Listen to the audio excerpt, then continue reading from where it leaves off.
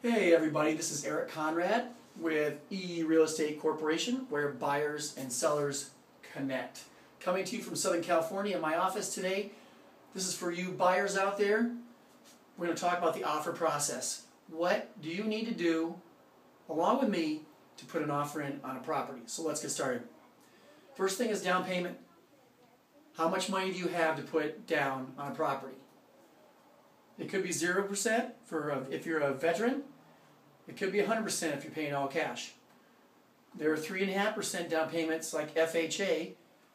It's a more stringent appraisal process in order to get a property approved for FHA, but it can be done. So it's a good way to get in with a low down payment. But remember, lower down payment, higher monthly payments. Bigger down payment, stronger offer because it shows you have funds to do the deal. Next step, pre-approval from lender. This is very important. We need this letter to show that you can actually finance the property. You need to provide your financial information to a lender, and here at Real Estate Corporation, we work with two different lenders, a direct lender and also a mortgage broker. And we can supply you with that contact information. You can work with whoever you want, but it's key to get that pre-approval letter. The lender's going to look at all your financials, tax returns, W-2s, your pay stubs, your income, to determine how much property you can afford. Okay? And then I will get that letter, and what we'll do is we actually ask the lender to tailor the letter to the property based on the list price, or the offer price, sorry. Because we don't want to offer on a property for $350,000 and have a pre-approval letter for $500,000, even though you're approved for that much, because that kind of takes away our bargaining power. So anyway, this is per property, but we want to go get the initial pre-approval immediately. Next thing is deposit, earnest money deposit. Typically that's 3%, or a strong deposit is 3% of the offer price. Now this money shows you have skin in the game right up front. What we do is you'll write a check out to escrow. Then all I have to do is take a picture of it or scan it, send me an electronic copy of that so I have that check. So when I make an offer, I say, here's what we're going to deposit, here's the check, and if the offer is accepted, that check goes to escrow. And for 17 days, while we're in the contingency period, and by the way, there's another video on the escrow process which covers the contingency period, but it's typically 17 days to do inspections and get the lender to make sure they can fund the loan based on the property.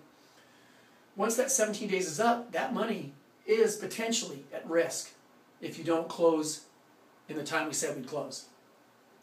But anyway, there's always ways to get out of the purchase, but typically 3% is the deposit. Proof of funds. We have to have a bank statement, investment account, certificate of deposit, something that shows there's money in the bank for the down payment and also for closing costs. Closing costs can be anywhere from 1% to 3%, depending on the deal. We can also ask the seller to pay for the closing costs. However, that's not a very strong position to be in because you're asking the seller to give something up. Can be done in a buyer's market. Right now, October 2012, seller's market. We've got to make strong offers. But anyway, you need to have proof of funds to show that you can, when we go to close, you got the money.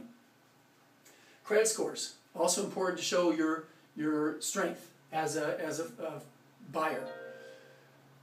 The lender's already pre-approving you. They had to run your credit score. So we want to get those credit scores and submit that along with the offer to say, seller, we're strong. We're strong financially. We can close.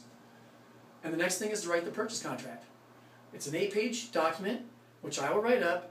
And in advance of writing any offer, I'm going to supply you with the purchase contract so you know what's involved in it. There's also a separate video on the specifics of the contract. A lot of it's cookie cutter, but there's some specific things that you want to look out for, and I'll cover that in different video.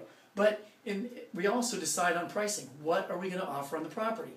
And how we do that is I will run a comparative market analysis of the solds in the area in the recent past, and then based on that, we'll decide on what is a good offer for this property. Now I'll tell you right now, in this particular market, where it's a seller's market, properties are going for over list price, because people are bidding up the property. It depends on the property, but anyway, we'll determine the price. We'll determine the down payment, and then I'll write the contract. Once I write the contract, you already understand what's in there, and I will send it to you electronically, and you just sign electronically. So it's very handy, but that's why it's important up front to understand what's in the purchase contract. Once we're done with all this, then I take all this information and I submit it to the seller, the seller's agent. I'll send it electronically. I'll probably put in some information about you as the buyer, why you want this particular property, because we want the seller to know what's happening with their property.